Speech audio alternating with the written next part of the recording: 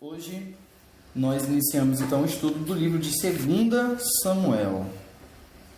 Na semana passada nós realizamos um debate sobre o capítulo 28, que não é o último capítulo, mas assim foi por causa do nosso cronograma de estudo.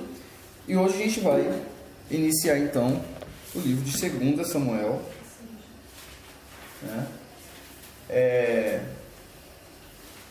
O quinto livro histórico que nós vamos iniciar o estudo, desde o início dos investigadores. A gente começou lá em Gênesis, finalizamos o Pentateuco, agora a gente está em 2 Samuel, o segundo livro cuja autoria foi atribuída a Samuel, mas nós sabemos que de fato não foi ele quem escreveu. Então, antes da gente adentrar no livro em si, começar a leitura, fazer as análises, vamos falar um pouco sobre a introdução desse livro, Na Bíblia hebraica, originalmente, os livros de 1ª e 2 Samuel eram um livro só. E vocês vão ver a partir de hoje, estudando já o livro, que na verdade ele não se diferencia em nada do livro de 1 Samuel. Ele é a continuação da mesma história e não passa tempo nenhum. É a mesma semana dos eventos que está acontecendo as coisas. Renovação hoje, A nova... Então vai ser uma continuação da história que foi escrita em 1 Samuel, Existe uma questão que a gente tem que saber quando a gente fala de um livro da Bíblia. A pergunta que a gente faz é: quando ele foi escrito e quando a história dele se passa? São duas perguntas diferentes. Veja só. Uma pergunta é eu fazer: quando foi escrito o livro de 2 Samuel? O livro de 2 Samuel foi escrito provavelmente depois do reinado de Salomão. Essa é a resposta. Não tem um ano exato, não tem uma data exata, mas aproximadamente durante o final do reinado de Salomão, início do reino dividido. Agora a segunda pergunta é: quando se passa a história de 2 Samuel? Aí a gente pode datar cronologicamente em relação a anos. Veja, desde o início de 1 Samuel até aqui, a gente está no século 11 a.C. Então vamos fazer uma linha do tempo. A gente está agora no ano 1004 aproximadamente antes de Cristo. Foi quando Saul começou a reinar, foi o primeiro rei. Depois agora a gente vai ver a ascensão de Davi no trono. Então a gente está aí nos anos 1980, 970 antes de Cristo. Esse é o período que está acontecendo essas coisas, mas não necessariamente é o período em que o livro foi escrito. O melhor exemplo disso é o livro de Gênesis, que não poderia ser escrito durante o fato de seus acontecimentos. Quem estava com Deus na criação para escrever o que ele estava fazendo? Ninguém. Então veja que o livro de Gênesis é um livro que foi escrito muito tempo depois daquilo tudo acontecer. Mas, se a gente for datar o livro do Gênesis, que é uma coisa também difícil de fazer, por ser o primeiro livro da Bíblia, a gente consegue datar ali em anos, segundo o calendário judaico. A autoria, gente. A autoria, ela é incerta, mas certamente a mesma pessoa que escreveu 1 Samuel também escreveu 2 Samuel. E não foi Samuel. A gente viu que não é porque leva o nome do livro é o nome de uma pessoa, seja Samuel, Josué, Ruth, não foi de fato esta pessoa quem escreveu, mas porque a proeminência dessa pessoa no livro é importante. Então, se a gente parar para pensar o seguinte: por que o nome de 2 Samuel é Samuel, se não tem Samuel no livro? Porque ele morreu na metade de Samuel. Veja, ele morre em primeira de metade de Samuel. Então, por que o livro de 2 Samuel leva o seu nome? O primeiro até faz sentido, Tudo bem, ele morreu no primeiro, mas o primeiro livro foi uma homenagem a ele e tal. Ele pode ter escrito metade, depois os outros terminaram de escrever. Mas quando a gente pega os dois livros e vê que de fato eles eram um só, isso foi dividido depois na tradução da Bíblia, na Septuaginta, que foi a tradução da Bíblia para o grego, que aconteceu durante o tempo da diáspora judaica. A Bíblia do hebraico foi traduzida para o grego, porque o grego tinha se popularizado nos idiomas, como o inglês hoje. Então foi traduzido porque muitos judeus não conheciam o hebraico original, mas o grego conhecia. Então a Bíblia foi traduzida para o grego na tradução dos 70, que é a tradução que a gente segue. Porque a tradução que a gente tem da Bíblia é a tradução do grego da Septuaginta. Então vamos lá. Quando traduziu a Bíblia, dividiu-se então o livro de Samuel em dois, primeira e segunda, para não ficar um livro muito extenso, que era muito extenso mesmo, né? Ficou-se então dois livros bem divididos. Só que, como eu falei no início, a narrativa continua, não tem passagem de tempo. Sabe qual é a passagem de tempo de 1 Samuel e 2 Samuel? 3 dias. 3 dias. E aí, para a gente adentrar então em 2 Samuel, quais são os personagens principais desse livro? O personagem principal desse livro, 2 Samuel, quem é? Davi. É a história dele. É falar sobre a ascensão dele, sobre o reinado dele, sobre a trama da vida de Davi, né? Pois é, já tem. Que nem a novela Os 10 Mandamentos, fizeram um livro da novela depois. Vocês viram isso? Não, tô falando na Bíblia. O que tem? Já tem um livro escrito da Bíblia. Ah, tá. 2 Samuel devia se chamar Davi, de fato, verdade, porque o livro é sobre ele, é sobre a história dele. Na verdade, a história de Davi está sendo contada desde que livro da Bíblia? Quando é que começou a ser contada a história de Davi? No livro de Ruth. Então, na verdade, Davi já é o personagem principal, oculto ali no livro de Ruth, mas já é o personagem proeminente, né? Então, de fato, a gente já está falando de Davi já há um tempo atrás. Mas esse é o livro cuja proeminência de Davi é mais destacada, onde os feitos de Davi mais famosos, mais vergonhosos, também estão destacados. Está em 2 Samuel. E, de fato, Davi começa a ser rei em 2 Samuel. Vamos lembrar como termina o livro de 1 Samuel. Qual é o último acontecimento do livro? Inteiro. De quem? Saúl. Saul. É a morte de Saul na batalha, né? O suicídio de Saul. Israel tinha perdido a guerra contra os filisteus, derrota que tinha sido profetizada por Samuel. Dessa forma, então, Israel fica sem rei. Israel agora está uma nação monárquica, porque tinha iniciado uma monarquia, um governo de um homem, de um rei, de monarca, só que agora estava sem rei. Tá, mas o livro de 1 Samuel termina falando de Saul. E qual é a última referência de Davi que a gente tem em 1 Samuel?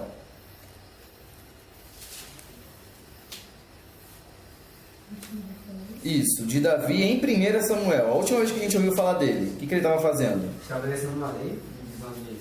Aqui, ó, estabelecendo uma lei da divisão da pressa. Divisão dos despojos de guerra. Depois da guerra contra os Amalequitas, muito bem. Então tá aí, a gente está aí, nossa história parou aí.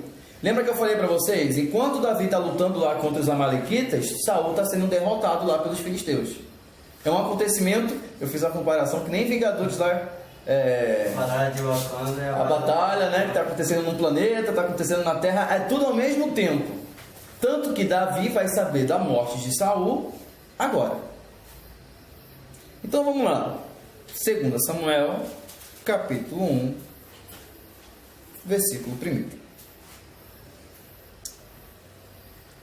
O título pode dizer: Davi é informado da morte de Saul. Depois da morte de Saul, Davi retornou de sua vitória sobre os Amalequitas e passou 2 dias em Ziclague.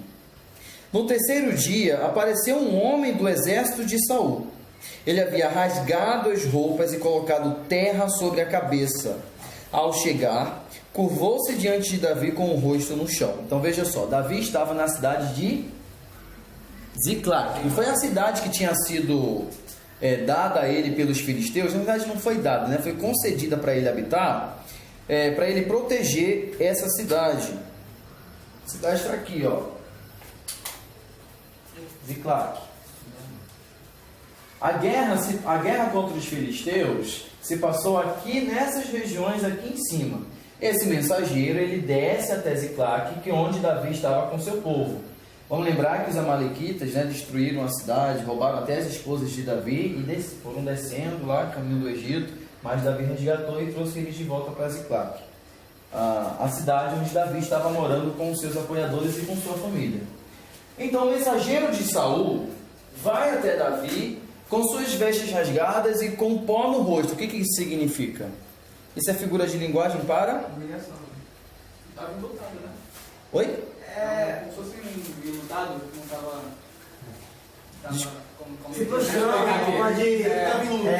de luto. Ah, tá. Eu não entendi enlutado, assim, a expressão enlutado. Primeira vez que eu ouço isso. Sério? Sim, primeira vez. Estou em luto. Nunca ouvi isso. Sempre ouvi estou de luto, mas não enlutado. Enfim, vivendo e aprendendo. Exatamente. Isso é o modo como os israelitas demonstravam o seu luto. Rasgando as suas roupas e jogando pó para cima, né? De seu próprio corpo. Boa noite.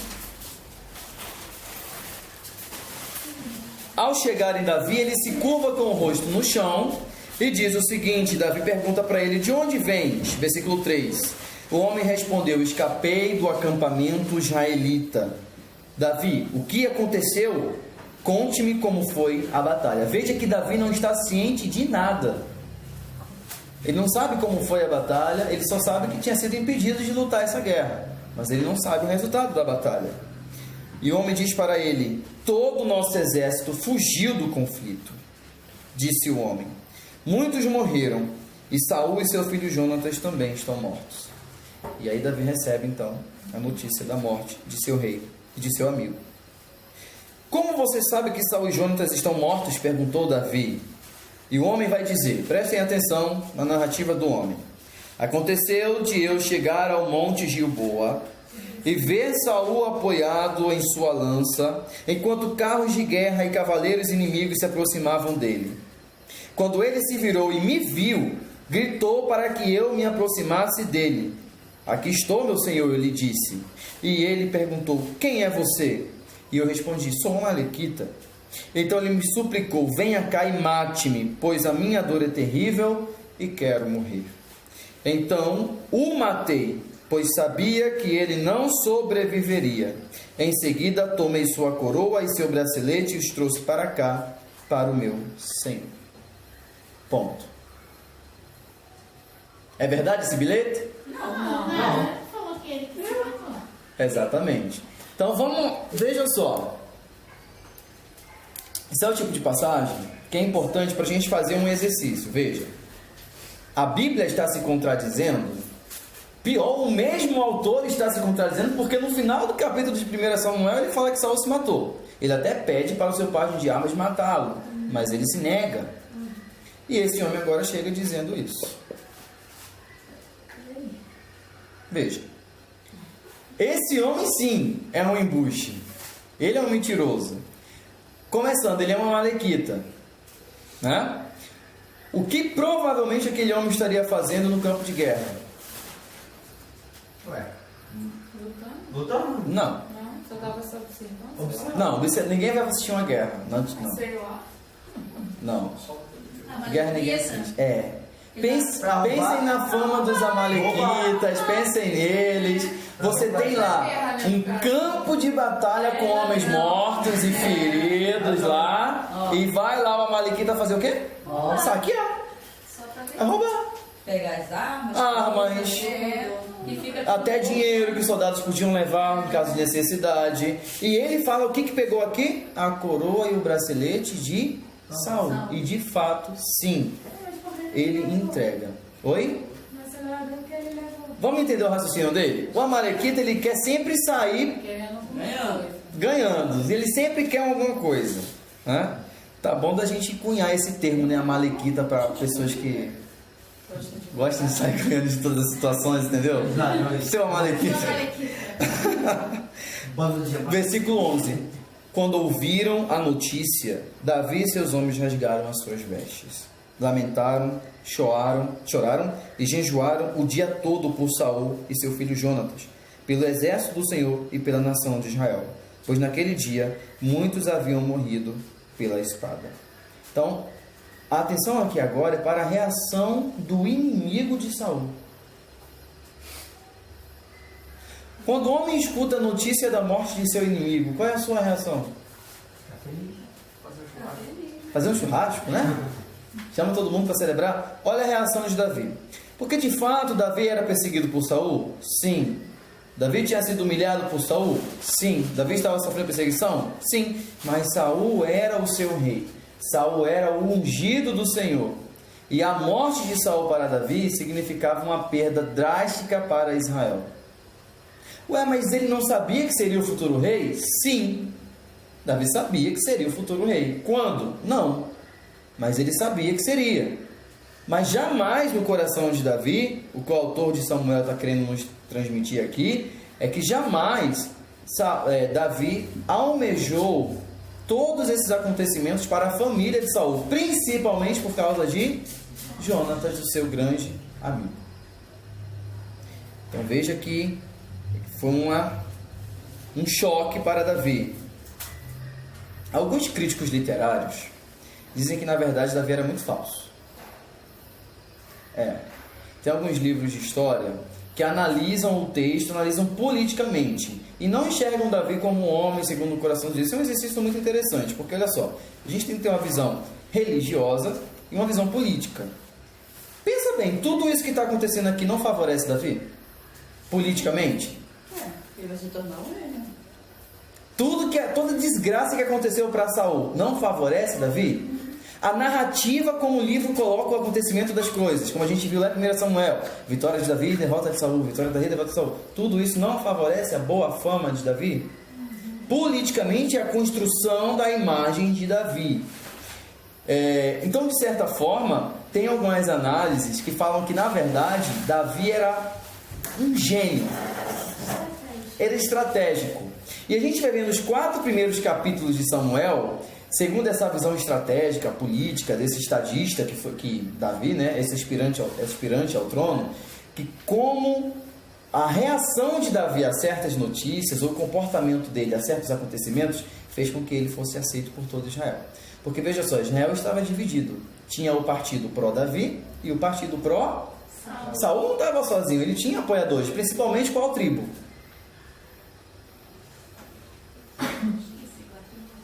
Tribo de Saul. Não adianta olhar para aí. Quer dizer, tem até o nome dela ali, mas não tem o nome de Saul ali. Qual era a tribo de Saul, gente? A menor das tribos. Benjamim. Vamos lembrar que Benjamim tem um histórico ruim na história de Israel, né? Para quem estudou o livro de Juízes, a gente viu que o histórico de Benjamim não é tão positivo. Mas vamos lá. Então veja, Davi então, segundo a narrativa aqui do livro, e isso faz com que ele seja caracterizado como um homem segundo o coração de Deus, homem que não tem prazer na morte de seus inimigos. O que é um pouco interessante, porque veja só, Davi não tinha entregado Saul na mão de Deus, da última vez que eles se encontraram? Deus seja juiz entre mim e ti, e te pague da mesma forma como você está me tratando. Deus aqui cumpriu. De fato, Deus deu o salário de Saul, a morte, o salário do pecado. Mas ainda assim Saul se mostra entristecido por todos esses acontecimentos.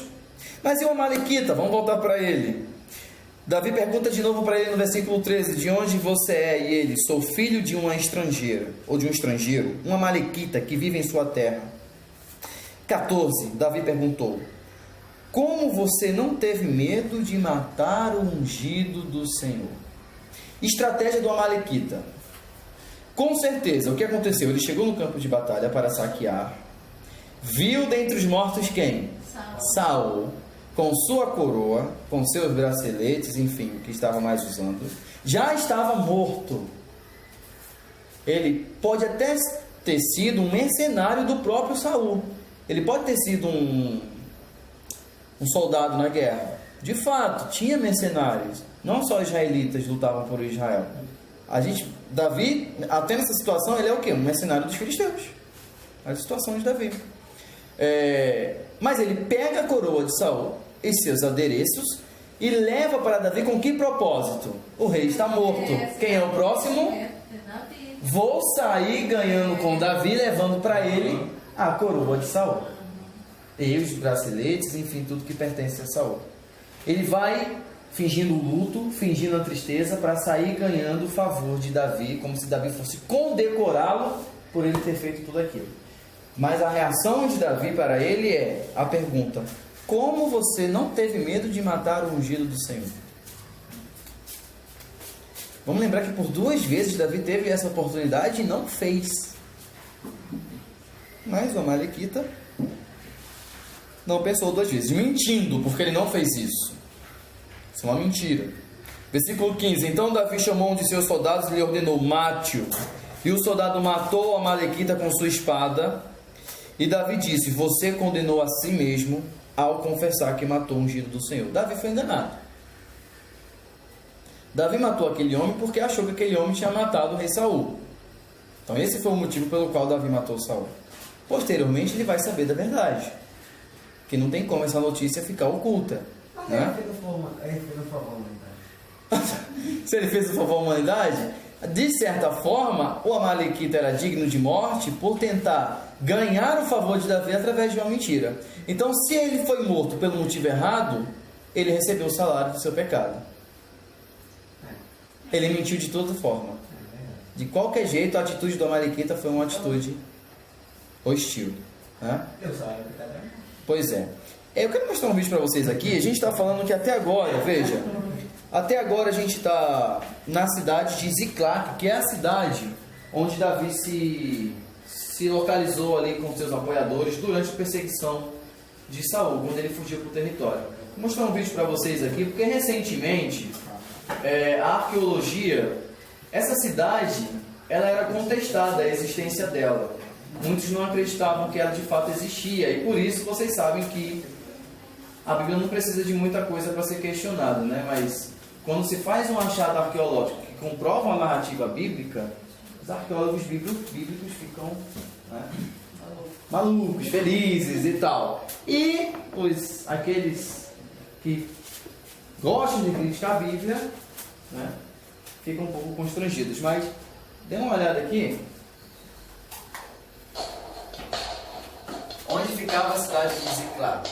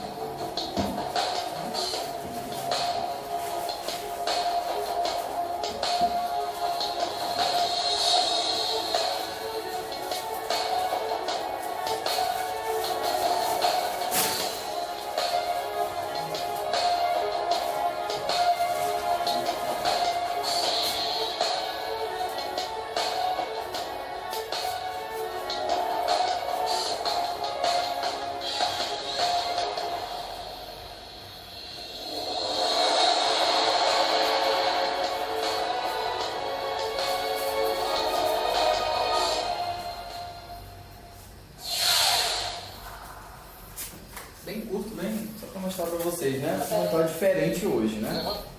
Vocês viram lá que a vegetação, a natureza já mudou completamente, tudo coberto de árvores, o verde já tomou conta, mas é um achado arqueológico importantíssimo para o Velho Testamento. A arqueologia, ela tem bem mais facilidade de comprovar o Novo Testamento do que o Velho. E isso é fácil de imaginar o porquê, né? O Novo Testamento está bem mais próximo de nós. Alguns lugares que o Velho Testamento, que o Novo Testamento faz referência, ainda estão de pé, não foram derrubados. Essa cidade de Ziclac já caiu há muito tempo. Então é um processo de escavação, é um processo muito árduo para você comprovar todas essas coisas.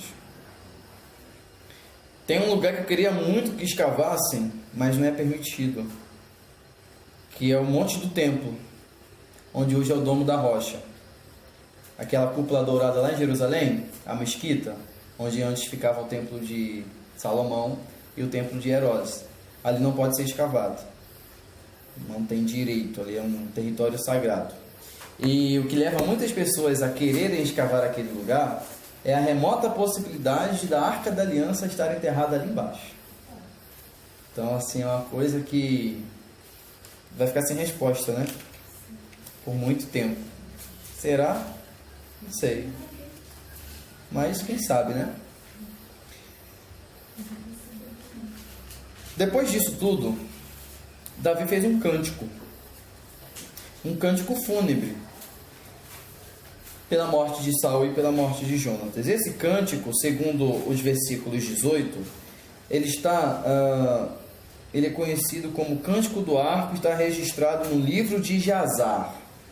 O livro de Jazar era uma compilação de louvores e hinos na cultura hebraica. Esse livro não está na Bíblia, ele não chegou até nós, ele se perdeu durante a história, durante o tempo. Mas esse livro fazia registro de muitos louvores, inclusive de Moisés, lá do Gênesis, do Êxodo, juntando até Davi e posteriormente. Ele é como se fosse um livro de salmos. Tá? Infelizmente esse livro não chegou até nós, mas o cântico dele está aqui. Eu queria frisar só uma característica aqui desse cântico, né? O versículo 19, Davi vai dizer o seguinte: seu esplendor, ó Israel, está morto sobre os montes.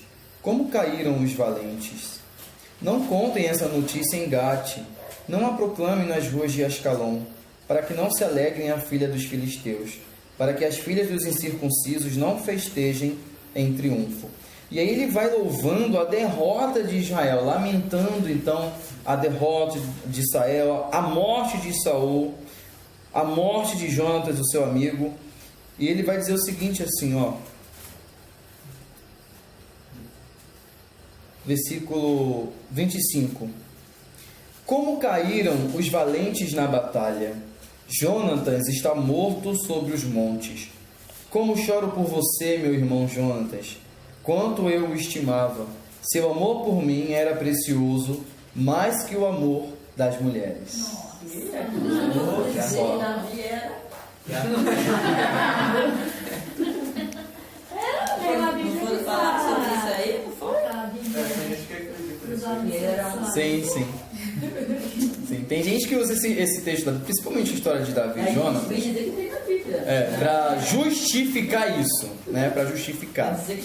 Mas é uma falta de coerência muito grande, porque veja,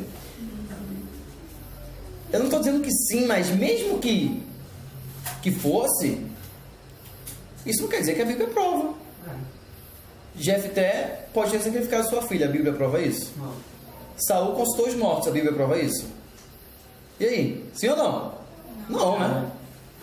Quantos relatos de pecados tem na Bíblia? Isso significa que a Bíblia apoia isso? Para isso a gente tem aqui o início da Bíblia, de cara, a lei.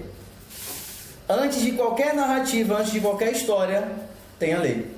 E na lei se baseia todo o resto da narrativa bíblica, seja de acertos ou de erros. Mas eu não estou dizendo, gente, que Davi partiu para o outro lado. Mas olha só, o que significa essa expressão que Davi era contemporâneo, né? Na verdade, a prática da homossexualidade ela não é nova, né? A primeira menção dela na Bíblia é em Gênesis, né? Quando da destruição de Sodoma e Gomorra. Depois a gente tem uma na lei, e depois a gente tem na carta aos Romanos, em que Paulo faz diferença. Ah, sim, a igreja, não é verdade, né? Que quer encontrar fundamentos bíblicos, né? Uma vez eu vi um debate entre o pastor Silas Malafaia, no programa de quem? Programa do Ratinho, nossa, isso foi muito tempo atrás. Silas Malafaia contra uma drag queen. Nossa. E a drag queen queria provar na Bíblia que a prática não era condenável, que era correta. E ela citou essa relação de Davi e Jonatas, e depois citou um provérbio que diz o seguinte: é melhor que andem 2 homens do que um sozinho. Mas veja. Não, mas você vê o nível da exegese, entendeu? Não é exegese, é exegese. Quando você, sim? Irmã, pastor. Mas eu queria dizer que esse amor não seria um amor passageiro, mas seria algo muito mais profundo. Exatamente. O amor das mulheres, que é um amor que vai e acaba, mas esse seria um amor mais... de lealdade, é um amor de amizade, de lealdade. Por exemplo, quando a gente pega a perspectiva da relação de Davi com Jonatas, lá no livro de 1 Samuel, quantas vezes Jonatas livrou Davi da morte? Veja, Jonatas enganou seu pai para salvar Davi. Davi e Jonatas fizeram um pacto de lealdade. Jonatas seria o corregente de Davi no seu futuro reino. Jonatas aceitou ser tirado do lugar de futuro rei e ter cedido para Davi, o escolhido de Deus, né? E não se revoltou contra isso, ele não se indignou contra isso, ele aceitou os desígnios de Deus. Então veja, Davi, primeiramente Deus, mas Davi só teve êxito em muitas ocasiões em sua vida por causa da relação com Jonatas. Então, como naquele caso poderia ter a bigamia, né? Sim. O amor daqui, uma mulher aqui, o amor de outra ali. Sim, e como a senhora falou da bigamia, do casamento, quando a gente pega esse versículo e Davi vai falando, olha, o seu amor por mim é mais precioso do que o amor das mulheres. Quando a gente pega os casamentos de Davi, e a gente entende por que Davi escreve isso. Porque os relacionamentos de Davi não foram lá essas coisas. Primeiro casamento de Davi, o que aconteceu? A mulher dele foi dada para outro. Está até agora com outro, com Paute. Está até agora. Depois Davi vai e casa com Aionã, né? Uma jezerita. Depois vai com Abigail, a viúva de Nabal. Mas mostra que esses casamentos de Davi são em circunstâncias muito dramáticas, muito dramatizadas. Possivelmente até não por amor. Eu não estou dizendo que ele não amou essas mulheres, sim. Mas talvez a necessidade inicial deve ter sido o quê? A urgência de se... Ele é um futuro rei, ele tem que ter filho. Ele não pode demorar. Então, assim, não estou dizendo que Davi não amou as suas esposas, tá? Se ele não tivesse amado, não teria casado. Mas, quando ele caracteriza o amor dele aqui, é claro, a gente tem que pegar a perspectiva de Davi nas suas relações, né? E... Quantos também tinham casamentos assim, por interesse, né? Sim. Né? Tinha muito isso. Exatamente. Fala, dona. Não, eu ia contar que aconteceu uma coisa parecida. Meu tio não é gay, tá? Nem sei quem que é seu tio, não falei nada. Mas deixa eu falar, não, ele tinha um amigo de infância. Ele tinha um amigo de infância. E quando ele começou a namorar, o amigo dele já era casado. E a namorada dele começou a implicar com um amigo dele. E ele foi e falou pra ela que ele poderia terminar com ela, mas ele jamais perderia a amizade do amigo dele. Então isso é a questão. Você às vezes tem um amigo que você tem um relacionamento muito forte. Muito mais íntimos até do que com seu cônjuge. É verdade. Muito mais íntimo, muito mais forte. Você tem mais afinidade, tem pessoas que têm mais afinidade com um amigo, às vezes, do que até com o próprio Eu irmão. conheço pessoas assim. Eu conheço pessoas que tinham mais afinidade comigo do que com o próprio marido. Acontece muito isso. Entendeu? Então, assim, isso mostra o quê? O valor da amizade. Eu acho que o perigo aqui seria se tivesse escrito assim, ó, seu amor por mim era mais ou era tão precioso quanto o amor das mulheres. Aí seria o perigoso. De certa forma. Porque, um exemplo, na nossa visão pode ser o seguinte, o amor pela nossa mãe e pelo nosso pai não deve exceder o amor pelas mulheres ou pelos homens. Então é como se você estivesse colocando assim, o cara é do meu sangue, é da minha família. E o povo só vê o que quer ver. Não, mas é exatamente. É isso. Igual você mesmo. Ele só quer um viu, eu te amo, cara. Pro solo prata demais. A religião dele não permite. Então veja, esse louvor, né, essa tristeza de Davi por seu amigo íntimo e querido, né? Antes da gente continuar no capítulo 2, aqui o capítulo 1 é como Davi recebeu a morte da notícia de Saul. É isso, tá? No 2 a gente vai começar de fato narrativas novas, mas eu quero mostrar uma imagem para vocês antes. O que é isso, gente? Era Davi falando. Era o coração de Davi enquanto ele estava falando isso. Caramba, eu não esperava essa resposta, sério. É pra mostrar quem estava apaixonado por João. Eita! Boa! Vamos lá, continue, tô gostando. É o batimento cardíaco dele. Batimento cardíaco de Davi numa época que não existia essa tecnologia. Claro. Maravilhoso. Coração seguro. Debaixo da Coração de Deus. Olha só o que ela falou aqui, gente. Essa mulher sondou o meu coração. Qual é o nome da senhora? Eliana. Eu achava que eu ia dar essa resposta, mas ela deu primeiro que eu. É óbvio que isso é um cardiograma. Não de Davi. Tá? Não sei nem de quem é isso, peguei do Google. É meu. Mas ela falou aqui o que eu queria que vocês vissem nessa imagem. Isso não é o coração de Davi, isso é a vida de Davi. Sobe, desce. É os altos e baixos da vida de Davi. Da nossa também. Da nossa vida também. Eu sempre costumo dizer que a nossa vida, ela é um cardiograma. Veja, tem momentos que ela está lá em cima, tem momentos que ela está mais ou menos, tem momentos que ela está lá embaixo. Tem momentos que vai de novo, sobe, tem momentos que desce, tem momentos que vai, afunda. Principalmente mulher. E já não sei disso. Mas ela é assim. Cada um com sua experiência, hein? E assim como um cardiograma, se a vida de cada um de nós não for assim, significa o quê? Que morreu. Se o cardiograma não tiver alto e baixo, significa que o paciente está assim. É nossa vida. Estou me sentindo bem na Claro que bom. É melhor A que eu gente falar até que está lá embaixo. Momento coach. Se a nossa vida. Vou cobrar depois pela aula. Sou assessor. Foi melhor do que o livro de autoajuda.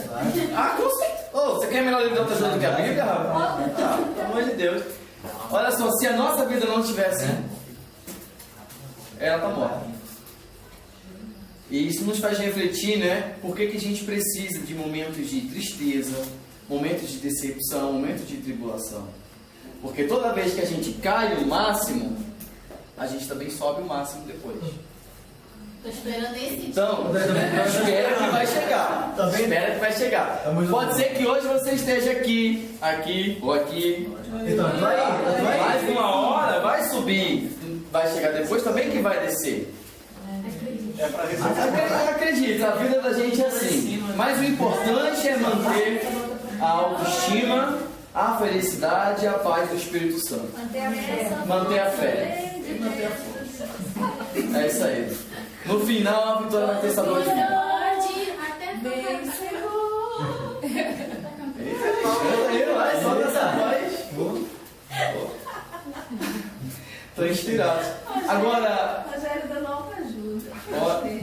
agora veja só. Olhando para isso aqui agora, a primeira resposta dela é a vida de Davi. Veja que desde o momento que Davi foi ungido rei, a vida de Davi se tornou uma bagunça. Eu acho que assim, a pior coisa que aconteceu para Davi foi ele ser ungido rei. Porque assim, ele iria ser um pastor simples, ia casar, ia cuidar das suas ovelhinhas ali, de vez em quando aparecia um ursozinho, um leão, ele ia matar. Mas Deus vai lá e decide fazer dele o quê? Rei. Aí torna a vida dele isso. Já começando porque Deus faz com que ele vá morar com um maluco, que ele tem uma hora que gosta dele, tem uma hora que não gosta, uma hora que não gosta. Bipolar. Tem uma hora que Davi derrota Golias. Para onde vai a fama de Davi? Lá em cima. Só que a mesma fama que levou ele lá para cima fez com que ele fosse perseguido. Então ele vai se tornar um fugitivo, um criminoso. Depois Deus vai exaltar ele com vitórias. Depois vai vir momentos de tristeza. Então, desde o início da história de Davi que a gente está vendo isso, ó. E o que a gente acabou de ver aqui, a gente pode interpretar de duas maneiras. A notícia da morte de Saul, aos nossos olhos, pode ter sido isso aqui para Davi. Mas no coração dele foi isso aqui. Senão ele não teria pranteado, chorado, ficado de luto. Mas quando ele está aqui, Deus leva ele lá para cima de novo. E as lutas não param. As perseguições não param. As maquinações não param. E quando Davi vai conseguir se estabilizar, não vai ter mais ninguém perseguindo ele, não vai ter mais ninguém querendo o mal dele, por perto, né, assim, de uma ameaça mais significativa, Ele mesmo. o próprio vai se jogar. Quando ele vem pra cima, a vida dele cai. Então, quando estava indo tudo bem, A vida dele cai. ele pensou assim, faz muito tempo que não acontece uma desgraça na minha vida, deixa eu fazer alguma coisa assim. Então vamos lá, e cara, a gente está brincando, mas a gente sabe que não é assim. Pois é, mas isso é a vida. E agora no capítulo 2, então, vamos continuar então com a narrativa aí de Saul. Mas eu gostei das respostas, muito bom, hein? Cardiograma do coração de Davi por Jonatas. Essa foi... Não, é como tem que ser um Coração segundo o coração de Deus, né? Exatamente. Capítulo 2. Depois disso, Davi perguntou ao Senhor: devo voltar para alguma das cidades de Judá? Sim, respondeu o Senhor. Para onde? Para onde Deus mandou ele ir? Hebrom. Grave o nome dessa cidade, que ela vai ser importante agora na nossa narrativa. Vou mostrar para vocês aqui onde está Hebrom. Aqui está Ziclac, onde Davi estava, e Deus manda Davi vir para cá, Hebrom, ainda aqui na região de Judá. Isso tudo aqui é a tribo de Judá. E onde é que está o resto da família de Saul? Então lá para cima, nessa cidade aqui de Manaim. Então estão bem distantes um do outro. Um está aqui e Deus mandou Davi vir para cá. Por quê? Aqui era o centro de Judá. Jerusalém, a famosa cidade, ainda não existia. Ela existia, mas não era dos judeus. Ela ainda seria conquistada. Então Deus manda ele vir para Hebrom. E o que vai acontecer em Hebrom? Ele vai ser ungido rei de Judá. Mas ele vai e leva quem? Versículo 2. Davi partiu com suas 2 esposas, Aionã de Jezeel, Abigail, viúva de Nabal, do Carmelo, e também com os homens que acompanhavam suas famílias. Eles se estabeleceram no povoado, os vizinhos de Hebrom, e ficaram ali. Fernanda, você está com os papéis? Distribui para mim. Só para a gente mostrar para vocês. O versículo 2 fala das referências das esposas de Davi. E esse papel aí que eu estou dando para vocês é uma árvore genealógica de Davi. O nome das esposas de Davi, de seus futuros filhos, alguns ele já teve, outros eles vão ter posteriormente, né? E algumas referências bíblicas e algumas características desses filhos e dessas suas mulheres. Até então, Davi tinha casado 3 vezes. Pode dar uma frente? Pode, corta aí. O primeiro casamento de Davi foi com Mical. O segundo foi com Aionã. E depois com Abigail. Eu vou botar aqui, todo mundo olha para cá. Tá? Desculpa. Tá aqui. Depois vocês veem direitinho. Então, olha só. O primeiro casamento dele foi aqui, com Mical. Só que Mical não deu filhos a Davi. Tá? Filha de Saul. O primeiro casamento dele. Foi muito dramático, muito traumatizado. Foi uma novela, né? Depois teve Aionã. Ele teve o seu primogênito, Amnon. Foi o primeiro filho de Davi. Depois com Abigail ele teve Quileabe. É um sujeito que a gente não tem muita coisa sobre ele. Depois com Maaca ele vai ter Absalão, tá? Muito famoso. Depois com Agite, Adonias, com Abtal, Cefatias e com Egla e Trizão. Vocês viram que Davi não era muito bom para escolher nome de filho, né? Porque Amnon, Quileabe, Cefatias e Treão, parece nome de você sabe o que é isso. Meu Deus. Mas enfim, esses são os nomes dos principais. Posteriormente, Batseba ou Batsua, dependendo da tradição, ele vai ter mais 3 filhos: Samna, Sobade ou Natã e Salomão. Os mais famosos são Natã e Salomão, tá? Vão ser os filhos de Davi. Esses são os filhos das esposas, as mulheres com qual Davi casou, mas ele teve também concubinas.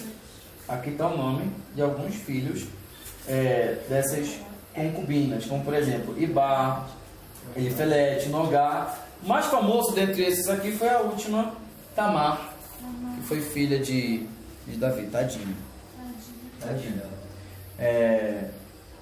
Então essa é uma árvore genealógica aí de Davi. Tem as referências bíblicas para vocês verem depois, tá? Deixa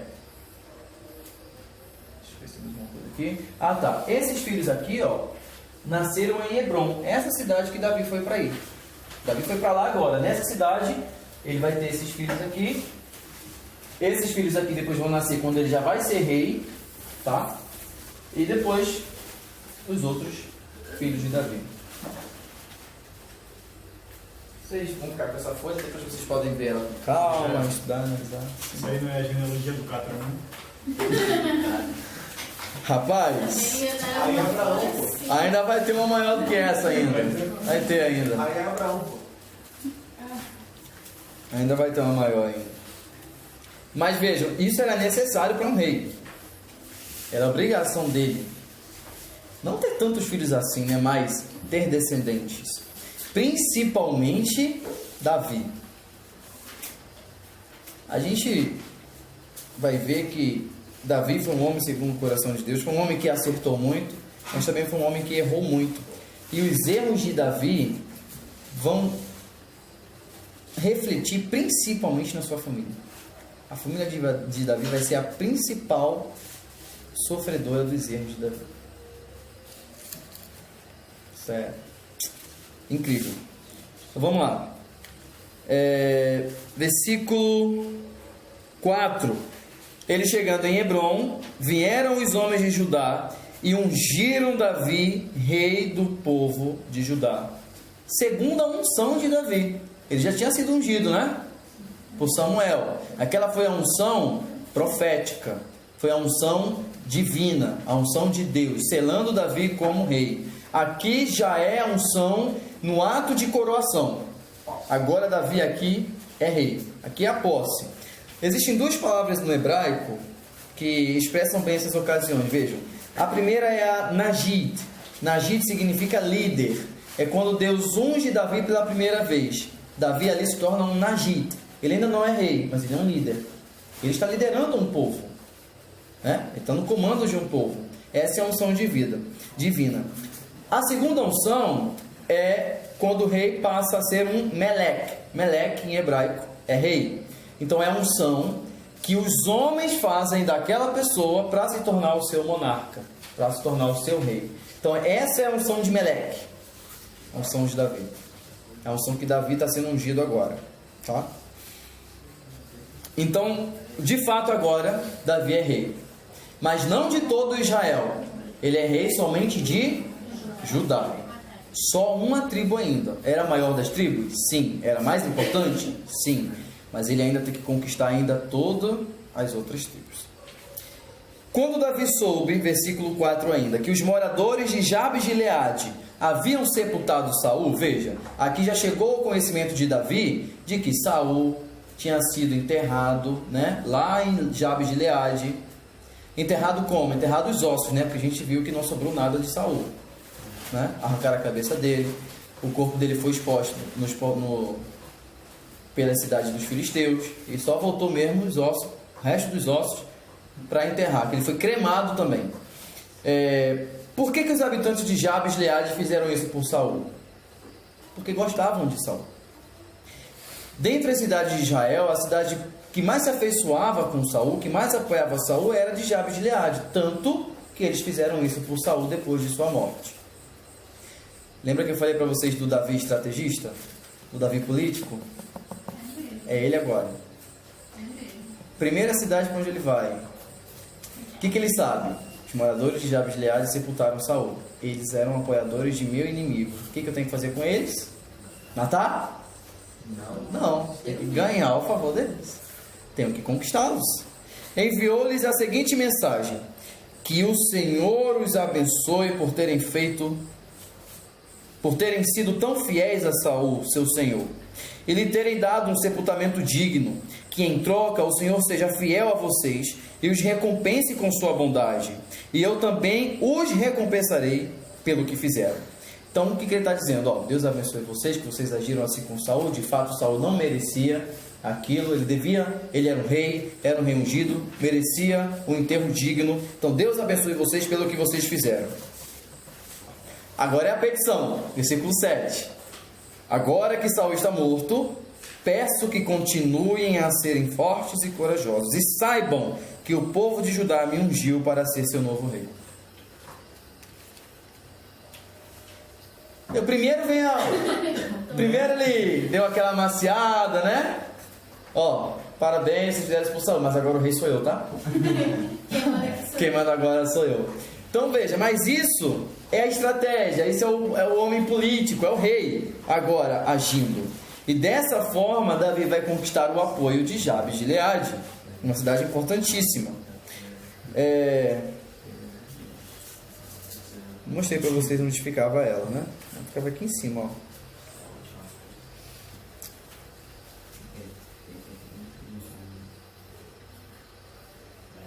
ela não está situada aqui no mapa, mas ela está um pouquinho aqui em cima. Aqui está Manaim, Jabes de Gileade está por aqui, assim, um pouquinho de Sucote. Está por aí. Contudo, versículo 8: Abner, filho de Ner, comandante do exército de Saul, já havia levado Isbosete, filho de Saul, para Manaim, e ali proclamou Isbosete rei sobre Gileade, Jezreel, Efraim, Benjamim e sobre toda a terra dos Açoritas e sobre o restante de Israel. Israel tinha 2 reis. O que aconteceu? Assim que Saul perdeu a guerra, o comandante dele, Abner, tinha sobrevivido.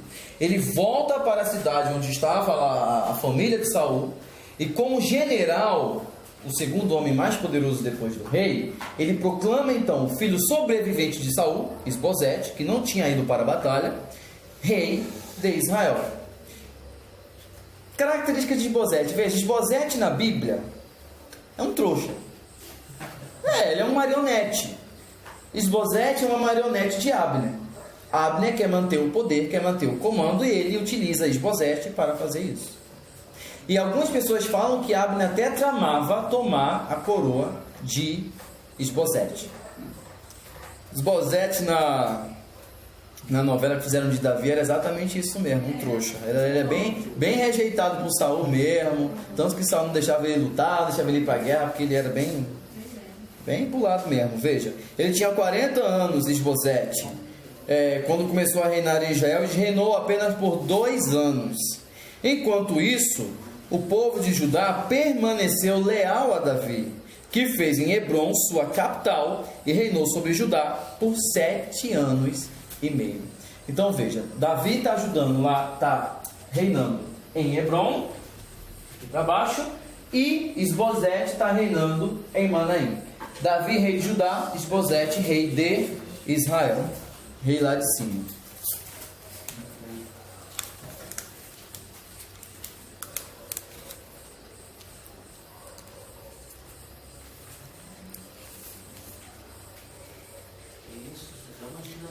Veja, o nome de Isbosete não era de fato Isbosete. O nome dele era Isbaal. Isso, Isbaal. Também tem outro parente dele chamado Mefibosete, mas que na verdade o nome dele não era Mefibosete, era Merib Baal. Então, Merib Baal e Isbaal. Por que isso? Veja, já pelo nome a gente já começa a ver uma determinada influência do paganismo na família de Saul. Quem era Baal? Baal era o deus dos cananeus. Era a divindade que os cananeus adoravam, né? Baal, em todo canto tinha um Baal, até na Filisteia tinha um Baal. Baal significa Senhor. É isso que significa a palavra Baal. Muitos nomes na Bíblia levam esse sufixo. Isbaal significa homem de Baal, ou Baal é meu dono. Foi o nome que Saul deu para o seu filho. Tá? Já estava um para ele. E Jonatas deu o nome do seu filho de Mefit Baal, Merib Baal, né? Também mostrando essa influência. Mas o que acontece? A redação da Bíblia mudou o nome deles. Isso se chama emenda escriba. O que é uma emenda? Emenda é uma mudança que você faz em alguma coisa. Se você fala, vou emendar alguma coisa, é você consertar algo, né?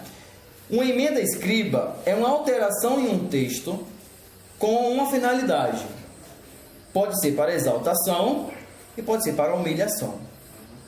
Qual foi a intenção dos tradutores da Bíblia de mudarem de Isbaal para Isbosete e Meribaal para Mefibosete? No hebraico original é Isbaal, mas quando foi traduzido para o grego, mudaram para Mefibosete, né? Ou até no hebraico mesmo. A mudança ocorreu já antes no hebraico mesmo.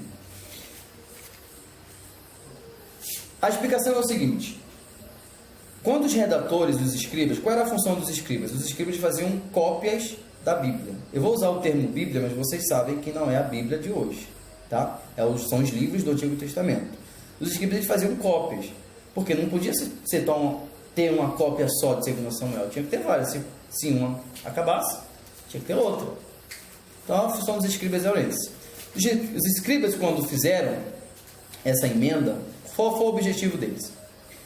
Tirar a imagem de Baal de dentro de Israel. Essa é o primeiro objetivo dos escribas. Quanto menos referência a Baal, melhor. E dentro de Israel, melhor ainda. E dentro do nome de alguém da família real de Israel, é pior ainda, né?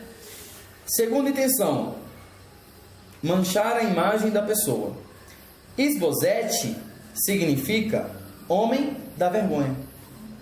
Eles mudaram o nome de Isbaal, ou seja, Baal é meu dono, para Isbosete, homem da vergonha. Então, quem fez isso não gostava de Isbosete. Não mesmo, né? Pelo que ele representava, pode ter sido. Ele era um rebelde,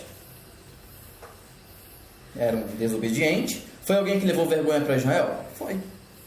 Então o nome dele foi mudado pelos escribas, não por Deus, mas pelos escribas, aqueles que redigiram lá cópias do livro original.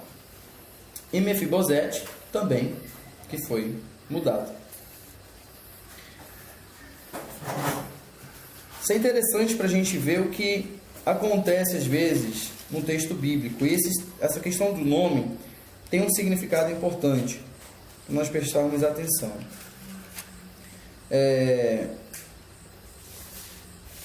Mefibosete significa boca da vergonha. Era o que eu estava tentando lembrar.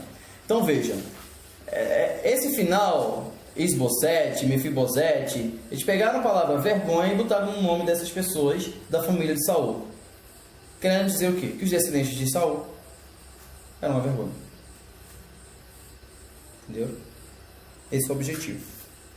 Então o apoio político, o apoio aqui a Davi é muito além do que uma questão só na guerra. É literário também, é histórico.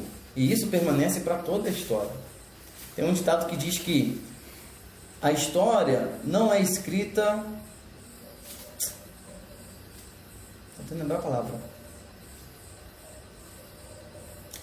A vitória não é escrita pelos corretos, pelos detentores da verdade.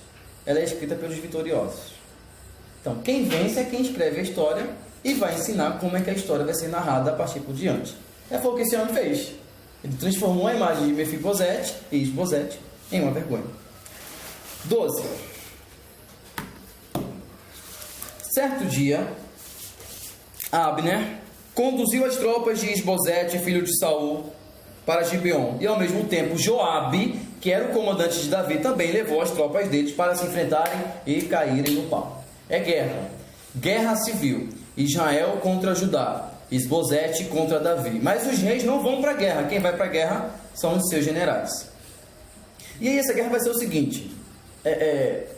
Resumindo aqui o capítulo 2. Os dois generais vão se encontrar no campo de batalha. Um exército de um lado, o outro do outro. E vão chegar Abner e Joabe. E vão dizer o seguinte, olha, vamos fazer o seguinte. Vamos escolher 10 homens daí e 10 homens daqui. Quem vencer, venceu. A gente só assiste, 12. Cada um pega um. Fechado. O que aconteceu?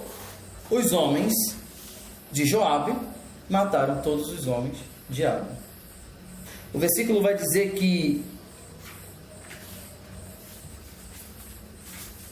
eles cravaram a espada na cabeça e no pescoço de todos os adversários. No versículo 16. E todos morreram juntos.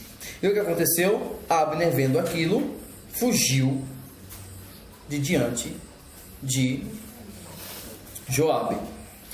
E nessa perseguição, um irmão de Joabe, chamado Azael, Joabe tinha 2 irmãos, um chamado Absai e o outro chamado Azael. Azael era o Flash. Corria demais. Como as gazelas selvagens. Como as gazelas, essa é a referência dele na Bíblia. Ele corria como uma... Imagina hoje ele fala, você corre como uma gazela. Selvagem. Imagina, selvagem. Você vê que... Aí eu posso pegar isso aqui e dizer que o quê? Que Azael era afeminado. É, porque ia falar que ele estava na parada, né? Com uma gazela sozinha. A Bíblia fala que Azael era afeminado. Por quê? Porque ele corria como uma gazela. Não, a gazela é figura de linguagem para a velocidade, um animal, uma figura de linguagem, né? Veja, Cristo se comparou a uma galinha. Se eu hoje chamo alguém de galinha, o que significa? Mas Cristo se comparou a uma galinha. Então veja, o leão da tribo de Judá se comparou a uma galinha. Então veja só como a Bíblia ela é cheia dessas figuras de linguagem. A gente tem que saber interpretar. Abner está lá fugindo. Vou fugir. E o exército também está fugindo. Joabe vai, persegue ele. E Azael está lá correndo. Abner olha para trás e fala: é você, Azael, filho de fulano? Ele fala: sou eu sim. Você para de me perseguir porque eu não quero te matar. Mas Azael está continuando correndo. E no versículo 23, vai dizer o seguinte: Azael se recusou a dar meia volta e Abner cravou no estômago dele parte de trás de sua lança e ele caiu de costas, morto no chão. Versículo 24. Então Joabe e Absai saíram em perseguição a Abner.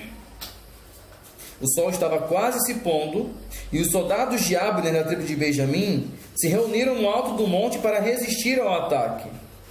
Versículo 26. Mas Abner gritou para Joabe: será que não há como evitar matarmos uns aos outros? Não vê que isso só resultará em amargura? Quando você vai ordenar que seus homens parem de perseguir seus irmãos israelitas? Ele está se rendendo, ele está falando: não quero morrer, parem de me perseguir. Joabe respondeu o seguinte: só Deus sabe, versículo 27, o que teria acontecido se você não tivesse falado, pois se fosse preciso, nós o teríamos perseguido a noite toda. Joabe então toca a trombeta e a guerra para. A guerra cessa.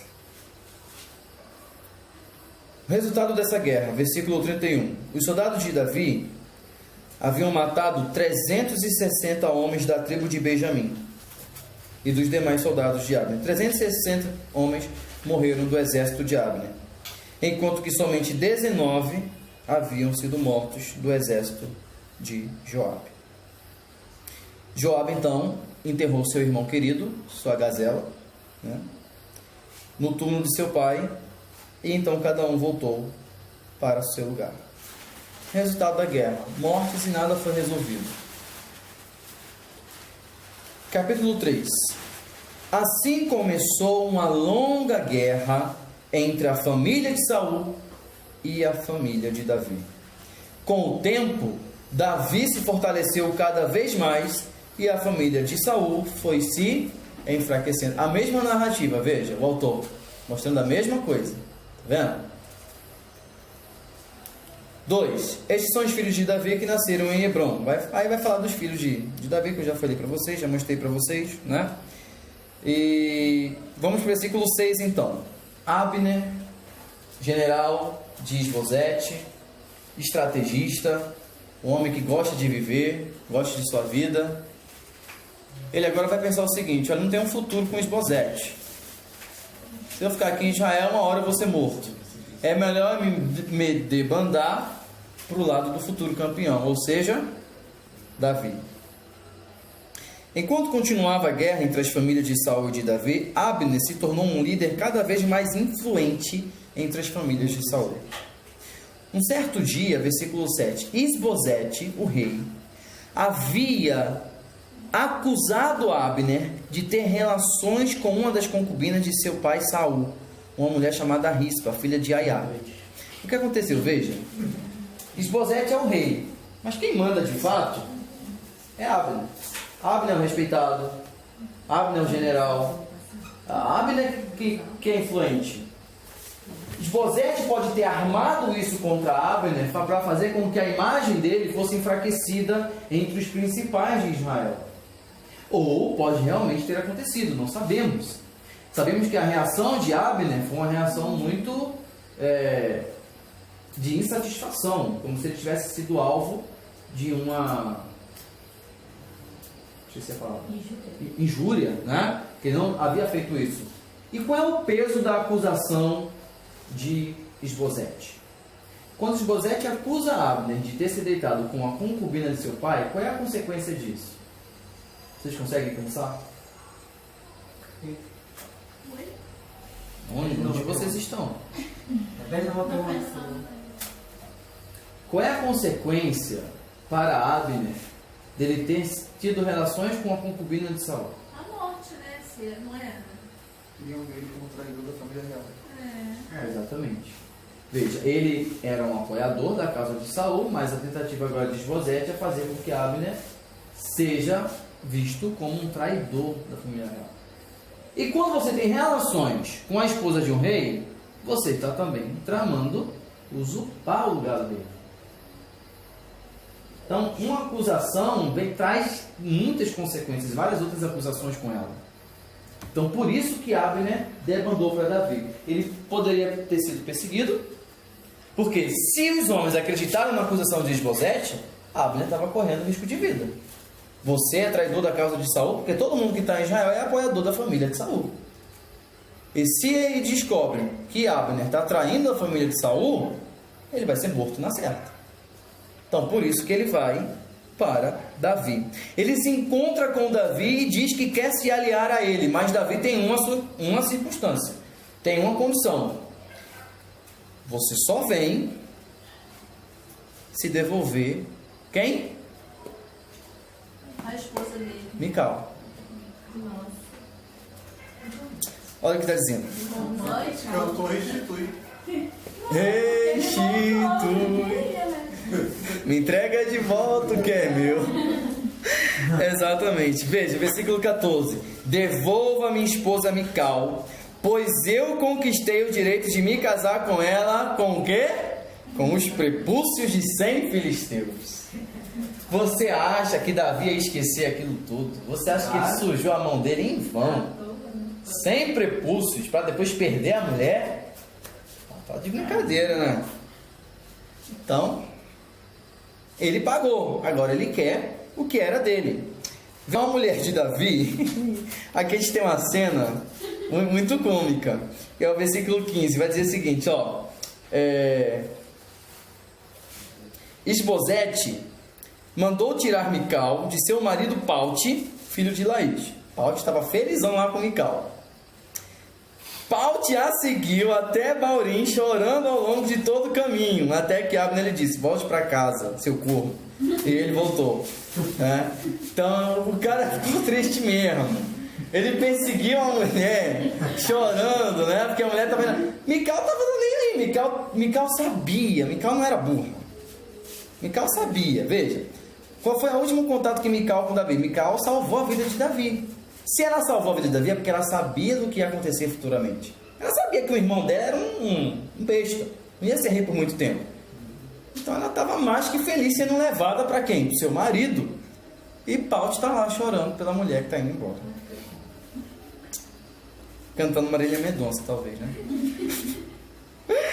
Não sabemos.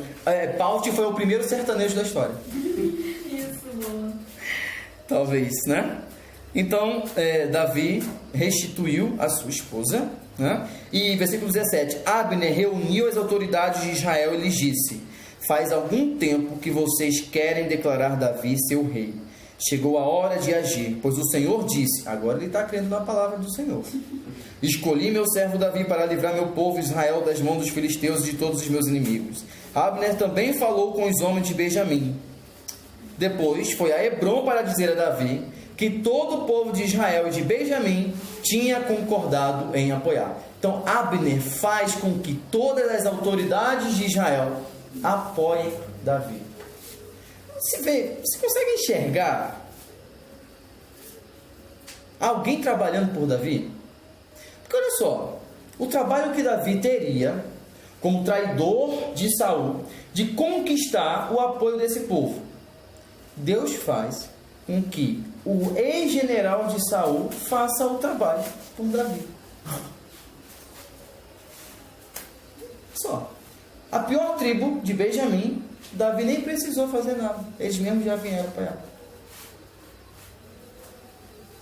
Qual o segredo? O segredo é esperar. O segredo é descansar e confiar. E até o sol, né? O dia raiar, né? Assim que diz a canção. Ah, não vem com esse alarme não, pelo amor de Deus. Aqui não. Aqui não. Hoje não. Vou botar fogo nesse troço. Veja. E o que aconteceu? Versículo 20. Quando Abner, acompanhado de 20 homens, chegou a Hebrom, Davi os recebeu com um grande banquete. Então Abner disse a Davi: deixe que eu vá e convoque uma reunião de todo Israel para apoiar meu senhor o rei. Farão uma aliança com o Senhor para que reine sobre eles, e o Senhor governará sobre tudo o que o seu coração desejar. Davi se despediu dele e Abner partiu em paz. Agora são amiguinhos. Agora Abner se tornou o quê? Marqueteiro de Davi. Ele vai fazer a propaganda política de Davi. Ele agora vai na frente. Imagina, o cenário é eleição. Imagina aquelas pessoas que vão fazer passeata pedindo voto. É Abner com Davi. Ele vai buscar agora o apoio de todo Israel para Davi. Davi nem precisa fazer isso. É Abner que está fazendo. Cabo eleitoral. Primeiro cabo eleitoral. Na Bíblia. Mas vamos lá. Como vocês acham que o general de Davi recebeu essa notícia? O homem que matou meu irmão Gazela agora é amiguinho de Davi. Joabe não estava aí. Sabe o que Joabe estava fazendo aí? Isso tudo acontecendo, não sabe onde ele estava? Lutando guerra para Davi. Então para Joabe, isso é uma... Chegou magoado. Magoou? É uma afronta. O rei recebe em sua casa, dá um banquete para o homem que matou o irmão de seu general. E aí? Pô, Davi, tá me tirando. E aí? Mas vamos pensar, Davi, vamos pensar, tem dois modos, eu falei para vocês. Não, mas Davi era um homem segundo o coração de Deus. Davi perdoava com facilidade. Lembra de Nabal? Eu dizer isso e lembrar de Nabal é um pouco contraditório, né? Davi era um homem que não tinha prazer em matar. Lembra de Nabal? Agora pensa na segunda possibilidade. Davi era um rei estrategista. Davi precisava de apoio político e militar. Davi era rei. E como rei, agora estou falando do homem Davi. Ele quer expandir o seu reino. Ele quer ser poderoso. Ele quer conquistar. E ele precisa de apoio. Quem não faria isso? A gente acha que quando a gente vê, né, no Brasil, partido X fazendo aliança com o partido X em troca de algum benefício, a gente acha que isso é de hoje. Não é, isso está aqui na Bíblia. Isso é do homem. Mas é óbvio que Deus está agindo por trás disso tudo. O que vocês devem entender é que, pela imagem que o autor de 2 Samuel constrói, ele quer dizer que Davi era bom. Que Davi fez tudo isso porque Davi era um homem segundo o coração de Deus. Mas olhando pelo lado político, lado estrategista, lado humano de Davi, isso tudo faz parte de uma estratégia política. Pois bem, contudo, versículo 22, depois que Davi despediu Abner em paz, Joabe e alguns de seus soldados retornaram de um ataque, trazendo muitos despojos. Quando Joabe chegou, foi informado de que Abner tinha acabado de visitar o rei e que o havia despedido em paz. Joabe vai chegar para Davi e vai dizer: que papo é esse? O que foi que o Senhor fez? Por que deixou Abner escapar? O Senhor conhece muito bem Abner, sabe que ele veio espioná-lo e descobrir tudo que o Senhor anda fazendo. Veja, a desconfiança de Joabe, de certa forma, era válida, mas não era de fato o que estava acontecendo. Não era questão de espionagem, era questão mesmo de salvar sua cabeça. Era o que Abner estava fazendo. O que vai acontecer? Resumindo a história, Abner sai do encontro de Saul, Joabe chega, encontra tudo isso, de encontro de Davi, desculpa. vai atrás de Abner, chama ele para ter uma conversa particular e o mata. Está no versículo 27. Então apunhalou no estômago e o matou, para vingar a morte de Azael, seu irmão. Matou ele do mesmo jeito que Abner matou a sua gazela. Quando Davi soube o que Joabe tinha feito, Davi declarou, versículo 28, juro pelo Senhor que eu e meu reino somos para sempre inocentes desse crime contra Abner, filho de Ner. Que essa culpa permaneça sobre Joabe e sua família. Olha a praga agora. Que em todas as gerações da família de Joabe nunca falte um homem que tenha fluxo ou lepra, que use muletas, que morra pela espada, ou que tenha de mendigar o alimento. Aí, né, a gente lê um versículo desse e a gente vê muitas pessoas dizendo, né? A palavra tem poder. Cuidado com o que você deseja, com o que você declara para as pessoas. Então, mas por que essa reação de Davi? Porque agora ele ia perder a galera lá do Benjamim. Ficou lá com ele. Não, de fato ele já conseguiu. Ele já conseguiu esse apoio, mas ele podia perder. Ele podia perder se descobrissem que ele estava por trás da morte de Abner. Então ele está fazendo o quê? Se livrando da culpa. Foi você que fez. Como? Praguejando Joabe na frente de todos os outros.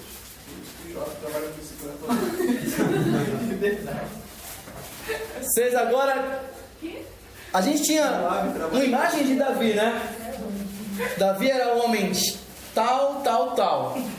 Agora, olha a imagem de Davi agora. Que a gente está vendo. O objetivo dele é se livrar da culpa. Ele não quer ser associado a isso, porque se ele for, ele vai perder apoiador. Ele vai perder apoio. E aí então, gente, Joabe e Davi vão se afastar um pouco. Davi vai ficar magoado com Joabe e Joabe vai ficar muito magoado com Davi. E o afastamento deles vai ser bom, porque vai mostrar para o povo que de fato Davi estava contra as atitudes de Joabe e de que não queria que aquilo tivesse acontecido com Abner. Tá? Então eles se afastam. O reencontro deles vai ser depois. Numa situação muito feliz, por sinal. Davi vai forçar Joabe a ficar de luto por Abner, rasgar as vestes, se vestir de pano de saco e ir no cortejo fúnebre de seu inimigo. E ele vai fazer o velório, vai fazer o enterro e vai dizer o seguinte: e Davi vai entoar um cântico fúnebre para Abner. Vai dizer o seguinte: Davi gostava de fazer canto fúnebre, né? Então o rei entoou essa canção fúnebre, versículo 33. Acaso Abner deveria morrer como um vilão? Suas mãos não estavam atadas, nem os pés acorrentados. Não, você foi assassinado, vítima de uma trama perversa. Lendo desse jeito, lendo assim, parece que Davi é um ator muito bom, né? É um compositor. Um compositor, um ator aqui, alguém que realmente, né? Ele fez Abner virar assim.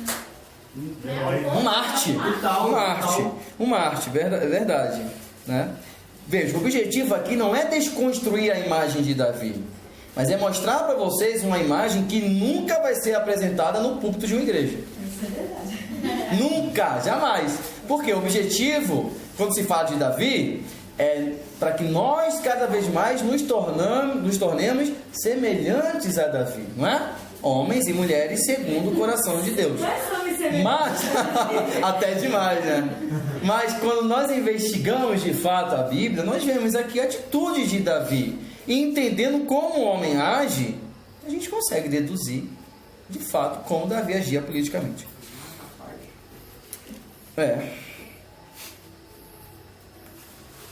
E aí, gente, para reforçar mais ainda essa imagem, no dia do enterro, Davi vai dizer o seguinte, em alta voz: que Deus me castigue severamente se eu comer alguma coisa antes do pôr do sol.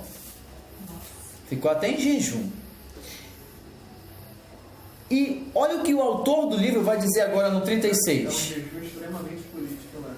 Agora, Davi, sabe o que Davi está aparecendo aqui? Candidato a presidente. Agora vamos lá. 36.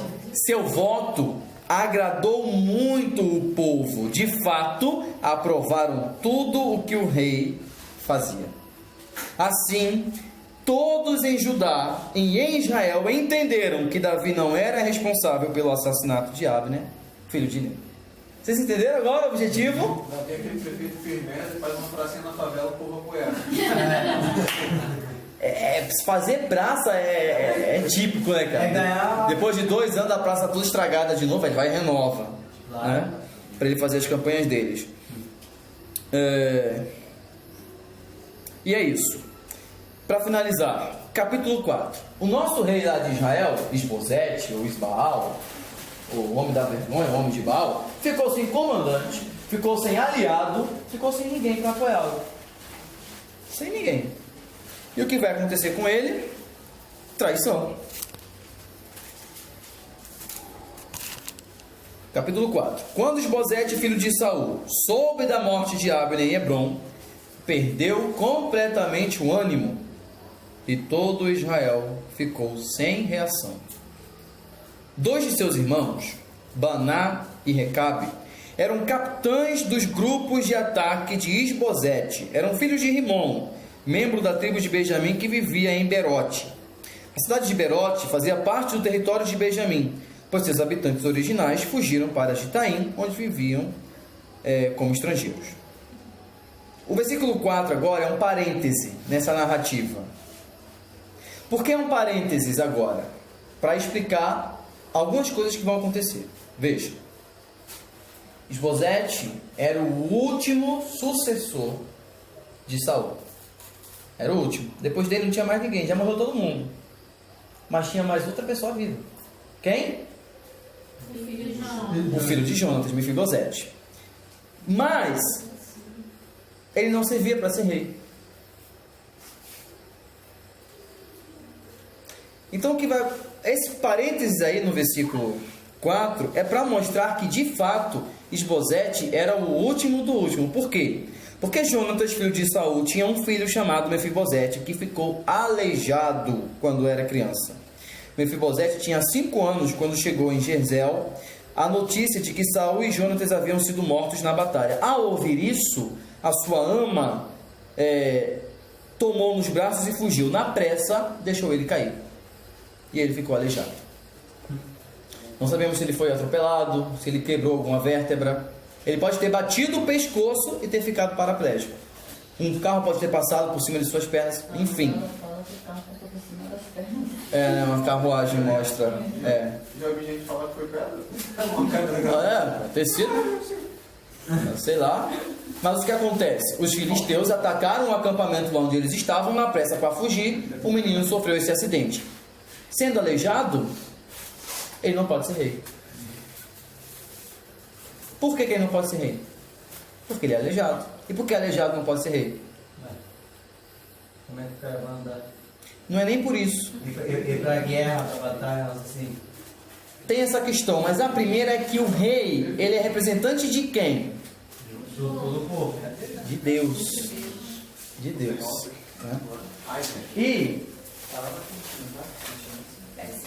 E sendo representante de Deus, o rei, sacerdotes, o sumo sacerdote não podiam ter defeito físico. Estava na lei isso. Estava prescrito na lei. Não podia, por motivos religiosos e também por motivos políticos. Como é que um rei vai sair à frente de uma batalha? Como é que um rei vai se locomover tendo alguma deficiência? Eu, como cara aleijado, uma cadeira de roda, eu estava sustentado assim. Podiam até ter inventado, né? Uma coisa fácil de fazer, né? Tinha uma carruagem que não ia fazer uma cadeira de roda. Mas Se o povo já tinha dificuldade de assentar um rei perfeito, imagina um rei aleijado e nas circunstâncias que Israel se encontrava, de guerra civil. Imagina, Davi, e o inimigo de Davi é um rei aleijado. É óbvio que Davi não ia matar Mefibosete. Por pena. Mas se fosse outro. Mas se fosse outro, né? Vamos pra cima dele, ok? Se fosse outro. Então, esse parêntese no texto é para explicar isso. De que Recabe e Banaã, filhos de Rimom, vão fazer o seguinte. Hoje eu almocei. Aí eu tenho um filme para assistir. Eu gosto de almoçar vendo um filme. Aí acabei de almoçar e continuei assistindo o filme. Tava no sofá, eu dormi. Aí caí no sono. Porque depois do almoço sempre dá um soninho, né? Gostoso, né? Era a melhor hora para matar Isbosete. Era a melhor hora para me matarem, mas graças a Deus só tinha a minha mãe em casa. E ela nunca faria isso. Mas Amém? Pelo que você... vai agora. E hoje em dia foi o que aconteceu com Isbosete. Olha só. Foram à casa de Isbosete por volta do meio-dia, que era a hora do repouso. Era a hora onde o sol estava mais quente. Era a hora da alimentação, e depois da alimentação seguia-se um repouso. O que ele estava fazendo? Ele estava descansando. A mulher que ficava à porta da casa dele estava peneirando trigo, mas ficou sonolenta e cochilou. Então,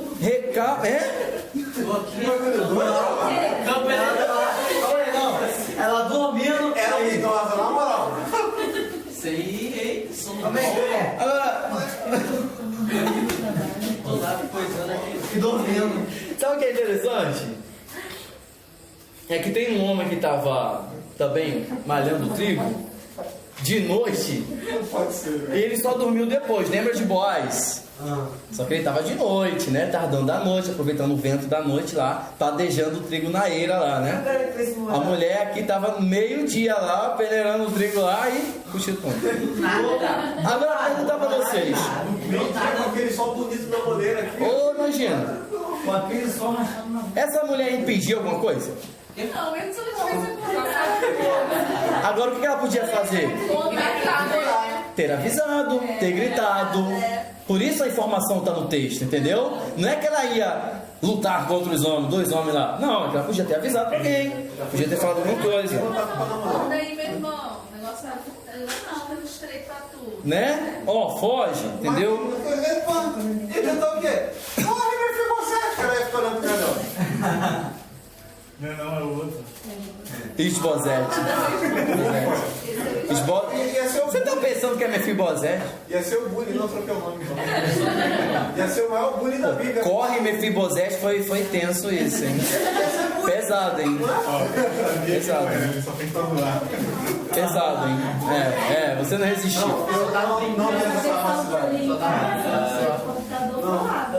O quê? No celular não fala não. Fala o quê? Não repetiu o que ela estava fazendo. Falou que eles só entraram como se fossem buscar trigo. Isso, já na casa. A versículo 6 fala que a mulher estava à porta peneirando o trigo, mas ficou sonolenta e cochilou. Depende da tradução também. Vamos lá. Então Recabe e Banaã passaram sem perceber, viram Isbosete dormindo e mataram o cara.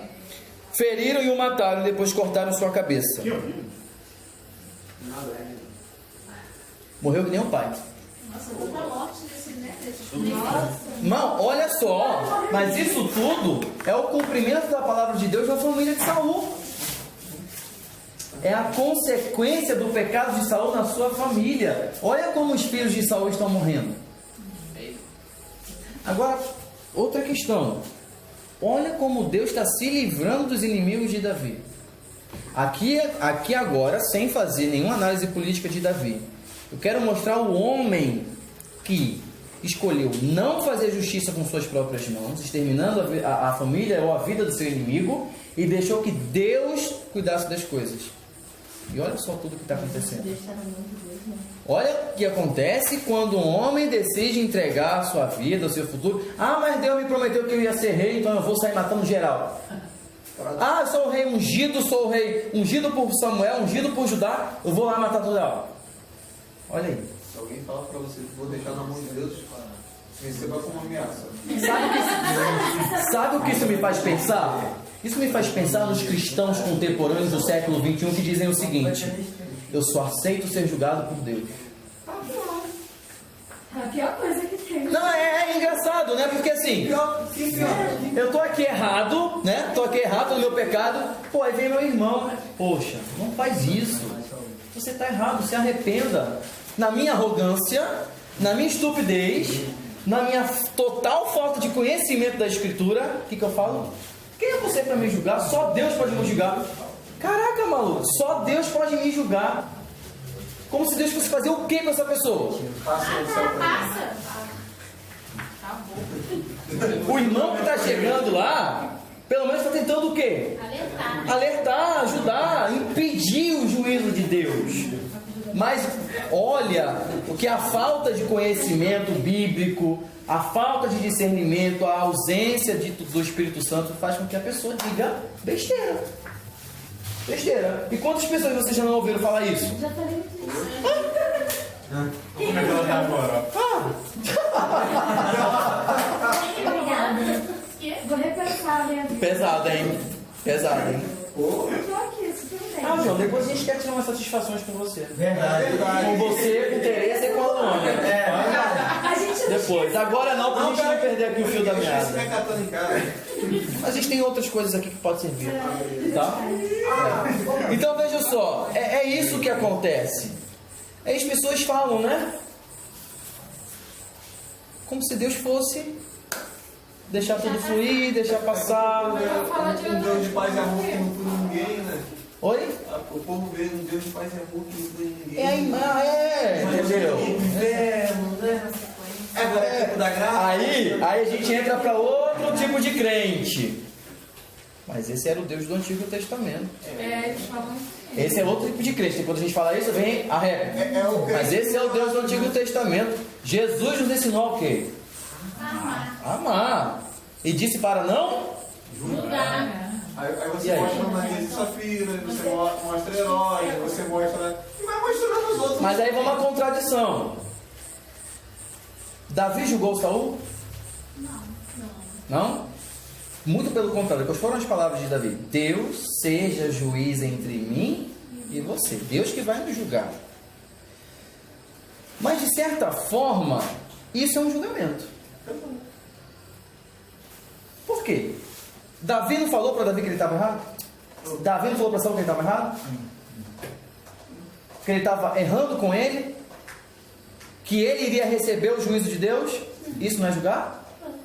Agora, é condenar? Não. Está aí a diferença. Quando a gente julga alguém com o intuito de condená-la, isso é o que é abominável.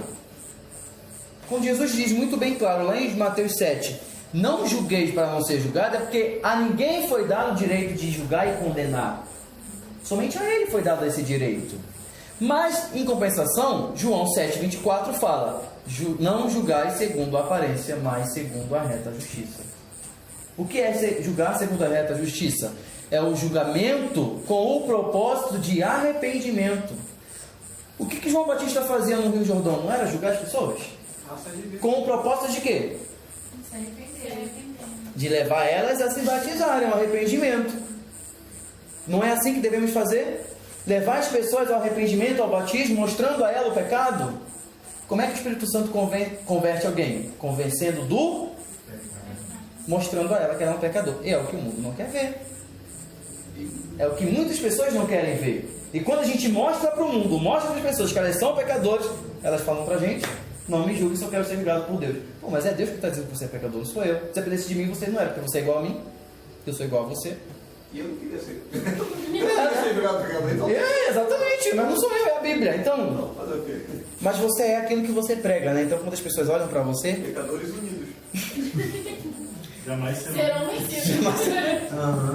Exatamente. Já foram.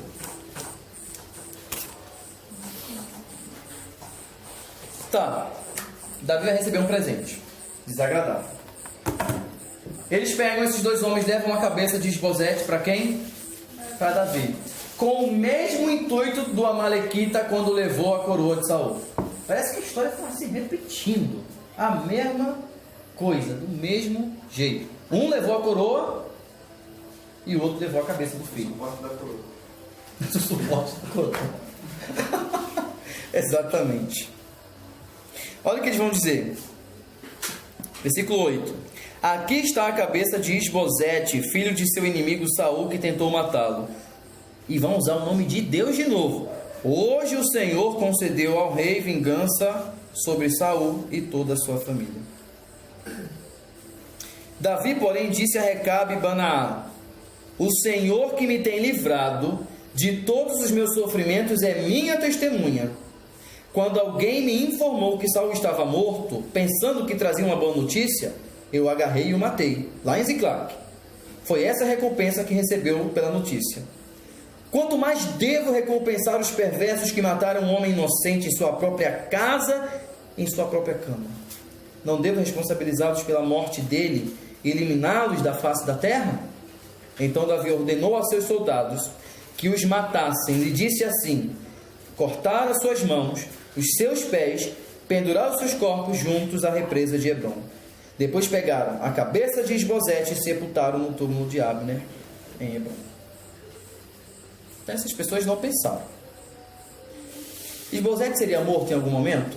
Sim. Davi sabia disso? Sim. Porque a promessa de Deus para Davi foi o quê? Você vai ser rei sobre Israel. Davi sabia que em um momento, em uma hora, Deus ia se livrar de Isbosete.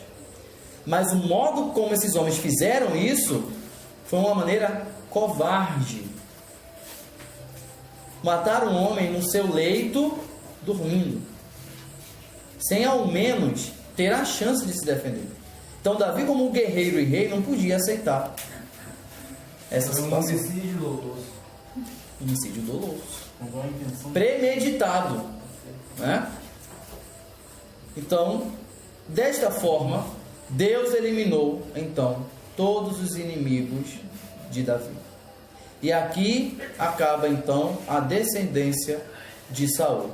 Descendência que poderia reinar, porque ainda está vivo Mefibosete. Então, a aula de hoje foi para mostrar isso. O início da narrativa de 2 Samuel, qual é? A decadência da família de Saul, e como que não foi Davi que fez isso, mas Deus agiu por Davi e fez com que todas as coisas cooperassem para o bem, em favor de Davi. E quando ele mata esses caras, mais uma vez ele mostra, né, para todo mundo. Exatamente, ele Luan. bonzinho e não fez nada. Exatamente, ele está tirando dele a culpa, porque veja, imagina, né? O que as pessoas, os inimigos de Davi podiam pensar? Davi pagou eles para matar Mefibosete. Era o mais provável se pensar. Então Davi, quando ele faz isso, ele está novamente mostrando esse lado também. Dúvidas? Perguntas? Não? Davi foi o maior rei estrategista. Maior estrategista? Eu diria que, com certeza, Davi foi o rei mais famoso de Israel. Isso sem dúvida, né? Porque, tipo assim, não, eu acho que como Salomão pediu autonomia, também essa parte também está incluso, né? Mas pensar em estratégia militar foi Davi, porque Salomão nunca lutou uma guerra. Salomão não era... Salomão era só um rei, tipo, Salomão foi a parte romântica de Davi, né? A parte sangrenta foi os outros filhos que a gente vai conhecer daqui a pouco. Tá? Então, gente, para a próxima aula, o que a gente vai estudar semana que vem? O início do reinado de Davi sobre todo Israel, e a gente vai agora colocar na nossa narrativa a cidade mais famosa de toda a Bíblia, Jerusalém. Até agora a gente vai ver como é que Israel, como é que Jerusalém se tornou essa cidade importante, essa cidade proeminente, capital de todo o reino, de como Davi vai conquistar essa cidade. Veja que a gente está em 2 Samuel e até agora a gente nem ouviu falar dessa cidade. Como centro político de Israel. É porque ela ainda pertence a tribos e povos cananeus, tá?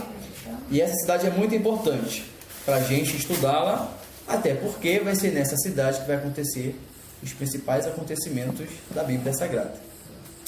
Hã? E onde Davi vai começar o seu reinado, de fato.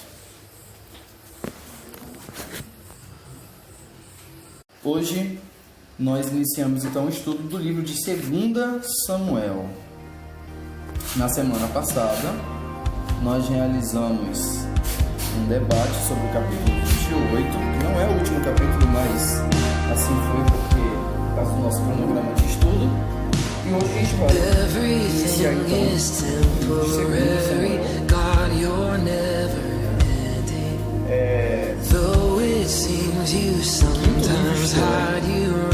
o livro de 2 Samuel. Desde o início dos